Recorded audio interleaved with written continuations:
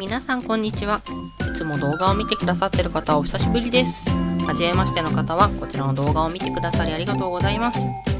前回の宮古島社員旅行編のラストで予告していた通り、今回の動画はオーストラリア人夫日本滞在記録編になります。宮古島から帰ってきたのが2月14日。その4日後に私がどこに向かっているかと言いますと、羽田空港第2ターミナルです。またって思いますよね。そうなんです。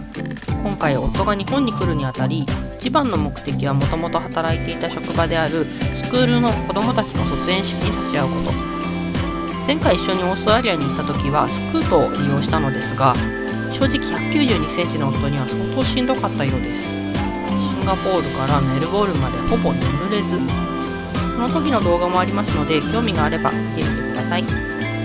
なので今回夫はやっぱりフルキャリアがいいとのことで、行きはシンガポール乗り換えのシンガポール航空、帰りはカンタス航空でメルボルンまでの直行便にしました。行き帰りフルキャリアの直行便だとだいたい20万円ぐらい。今は燃油が上がったのでさらに上がってるかもしれないですね。夫は行きをシンガポール経由、到着を関西空港にしたので、往復16万円ぐらいに抑えることができたようです。成田着だとプラス3万円ぐらいだったそう。そのプランで日付を変えていろいろ探していたところ、2月18日着が一番安かったそうです。月末月初は私が仕事が忙しいので避けてくれとお願いしたということもありますが、で今回の到着は関西空港。夫が夜行バスとかで来るのを待っていてもよかったんですけど、実は私大阪に行ったことがありません。なのでせっかくなので大阪に夫を迎えに行って、ついでに1泊して東京戻ってきちゃえばいいんじゃないのと、大阪観光を無理やり詰め込みました。大阪まで何で行こうかなと探していたところ、ANAで関空までの約1万円のチケットがあったので、新幹線より安いなと購入を決定。その結果、宮古島から帰ってきて4日後にまたまた羽田空港第2ターミナルにいるというわけです。前回来た時は社員旅行だったので、空港でほとんど自由時間がなかったので、この機会に第2ターミナルをうろうろしております。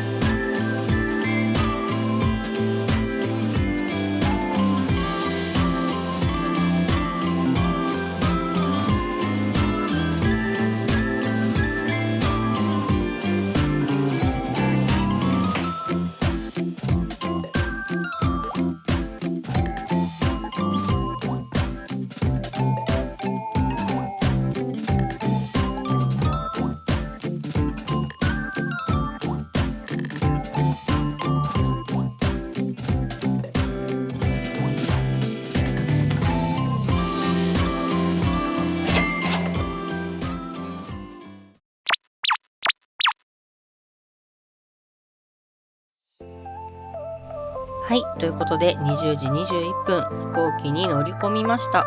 先日宮古島行った時往復どっちもモニターなかったのに、大阪までの短時間でモニターついてる。飛行機詳しくないんでわからないんですけど、機材も新しいですよね。今回短時間なので窓際を指定しました。3列シートの真ん中が空いていて、通路側に男性が座っていました。映画を見るか悩んだんですけど、1時間ちょっとじゃ作品が中途半端になるよねと思ったので、フライトマップにしておきます。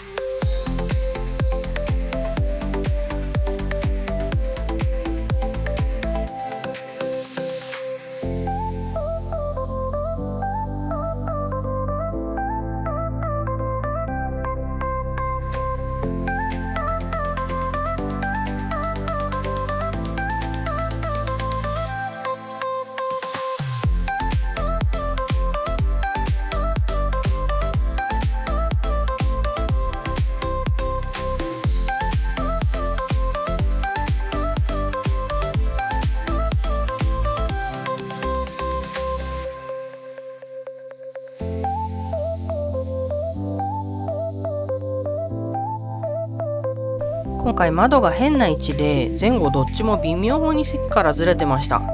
夜だったこともあり離発着がどっちもうまく取れず悔しい。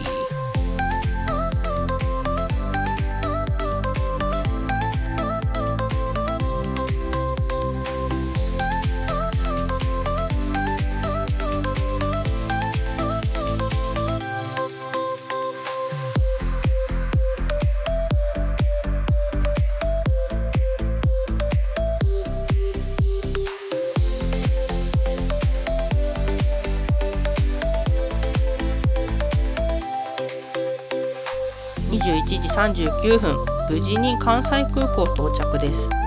夫の方が20分ぐらい早く着いてる飛行機なのですが、国際線なので入国に時間かかるかなと思っていたところ、もう着いていて国内線の出口で待ってくれているそう。この後は関西空港から市内までバスで向かいます。2人で3600円でした。後ほどまた説明するかもですが、今回夫がメルボルンから日本まで遊びに来る飛行機代だけで16万かかっているので、大阪の交通費、ホテル代、食事代、東京に帰る新幹線は全て私が出してあげるよということになっています。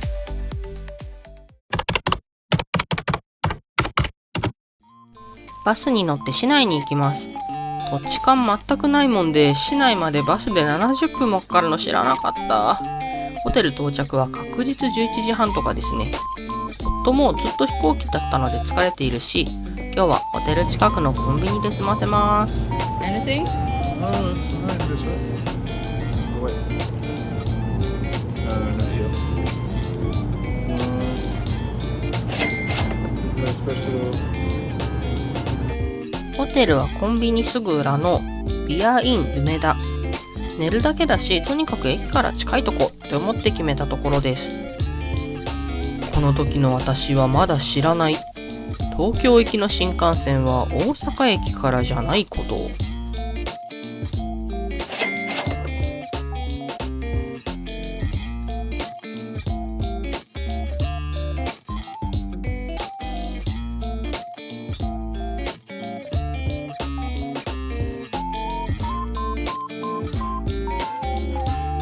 こちら翌朝の朝食ビュッフェです。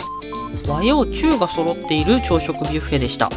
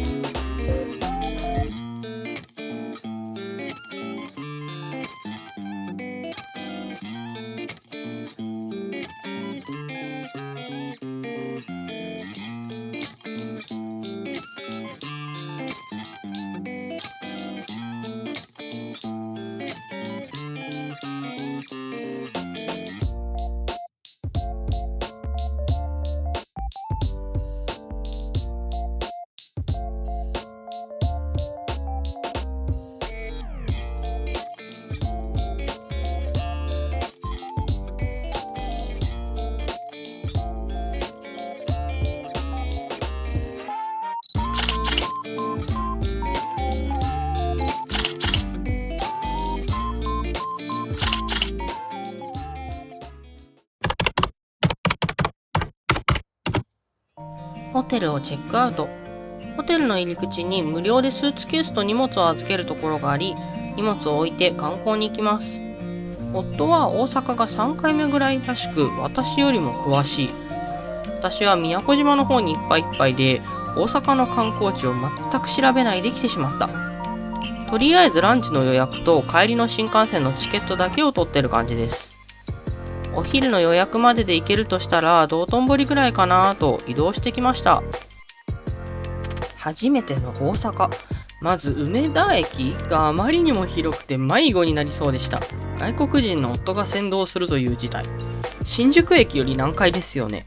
駅何個つながってるの？そして私の大好きな龍が如くで見た光景が目の前に。ゲーム知らない人すいません。これがあの有名な道頓堀か。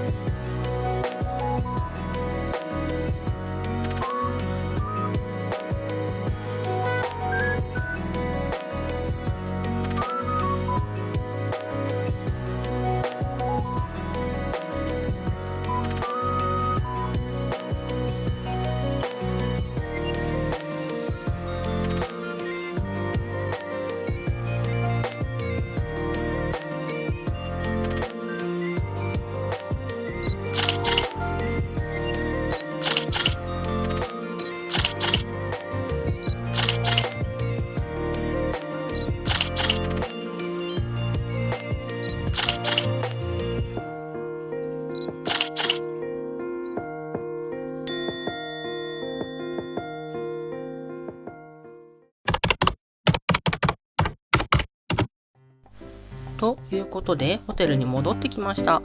せっかくなら大阪城とかの方行けばよかったかな。食べ歩きができないとあんまり大阪は観光地がないというか、東京と変わらないんですね。予約してるお店がホテルの目の前。黒毛和牛とホルモン、焼肉デッセ。ここのランチメニューがどうしても食べたくて。予約時間より30分早かったんですけど、入れますかとお店に行ったところ、快く大丈夫ですよと入れてくださいました。夫が和牛が大好きなので、せっかくならちょっといいランチを食べたいなと見つけたお店。インスタとかでも出てくるかと思います。平日のお昼時ですが、和牛なので気軽にランチできる値段ではないからか空いています。私たちは1人2500円の和牛焼肉御膳、こちらを注文しました。お肉が来るまでジュースで乾杯。そしてついに和牛焼肉御膳到着。美味しそう。やばい、部位全然聞いてなかった。どこがどこだかわからない。夫待ちきれずもう焼いてる。さすがにこれはタンってのはわかります。そしてユッケ丼も来た。ネギ抜きっていうの忘れちゃったけど、それでもビジュ最高です。美味しそう。ちなみに私の夫は食べるのがとにかく早いです。来たものを秒で食べてしまうので、以前泊まったホテルの夕食がコース料理だったのですが、来た瞬間に秒で食べ終わってしまうため、次の皿が来るまでただひたすら待つ。ずーっとそれの繰り返しで、一緒にいるこちらもなんかそわそわしてしまって、それ以来コース料理のホテルを選ぶことはなくなりました。普段外食をする時もバーガーとかは3口ぐらいで食べ終わるし、自宅で食事を作っても私が食べる時には食べ終わってるなんてことはしょっちゅうです。もうちょっと味わってくれよって思いますよね。さすがに今回のランチはいい肉だから味わって食べてって言い聞かせてます。こちらのランチですが1日10食限定です。部位ですがタン塩、ミノ、ネギ塩ハラミ、和牛赤身、和牛カルビ、和牛特上カルビ、一番大きいのが大判和牛カルビ。その他に和牛ユッケ釜飯、コムタンスープ、キムチ、ナムル、デザートがついてきます。夫はお酒を飲まない人なので普段私も飲まないようにしているのですが、我慢できずビール飲みました。合計金額は6697円。大満足。お腹もいっぱいです。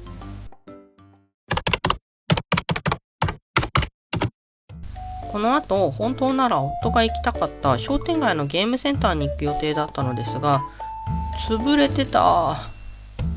新幹線の時間は4時。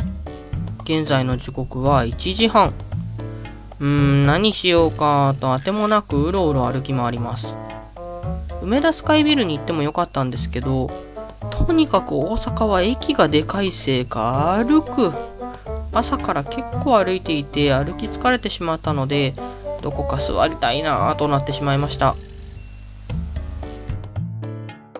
イノゲート大阪のツヤの奥にもちょっとした展望スポットがあるっぽいので来てみました。夜だったら確かに綺麗そう。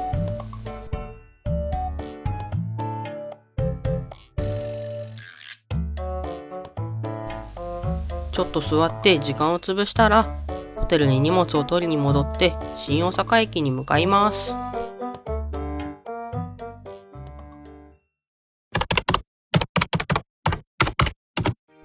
はい、ということで無事に新大阪駅に到着。新幹線に乗るのも久しぶり。新幹線代は新大阪駅から東京駅までで2人分で29,640円。今回彼の荷物があるのをすっかり忘れてて、荷物スペースの予約をするのを忘れてました。幸いそこまで大きい荷物じゃないので足元に置いてもらいました。昨今問題になっている荷物スペース、この時も予約が必要なのを知らない外国人の方が使っていたようで、途中で駅員さんが予約してる人が使えないからってどかしてました。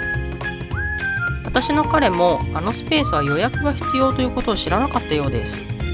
なので本当に知らないで使ってしまってる人多いんじゃないかな。スカイライナーとかは予約必要なくて早い者勝ちじゃないですか。だからそういうもんだと思ってしまってる人が多いと思うんですよね。予約専用とか課金必要みたいなのをもっとでっかく書いた方がいいんじゃないかなって思います。そして今回の初めての大阪旅、反省するところだらけでした。大阪の皆さんすみません。普段東京で生活している人からすると、大阪は観光スポットっていうよりは美味しいものを食べに行くところなんだろうなって感じがしました。そして私の拠点選びも間違っていた。あのランチが食べたいが最優先になってしまった結果、ホテルの場所含めいろいろリサーチ不足だったかなと思います。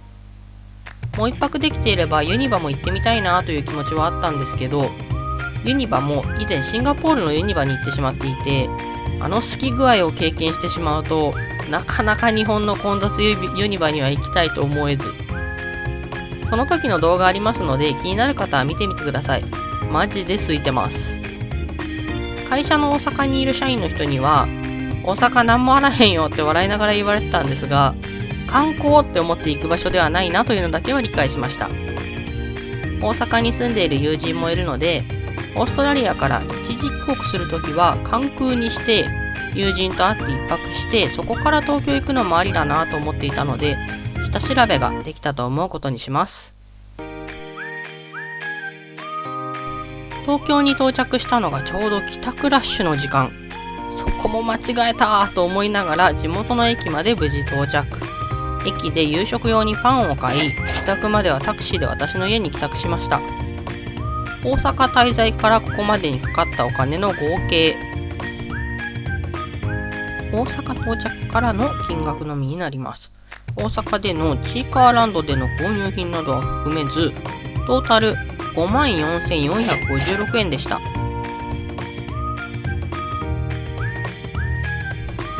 今回の動画はここまで。次回は東京に戻ってきてからの滞在 Vlog になります。最後まで見ていただきありがとうございました。また次回の動画でお会いしましょう。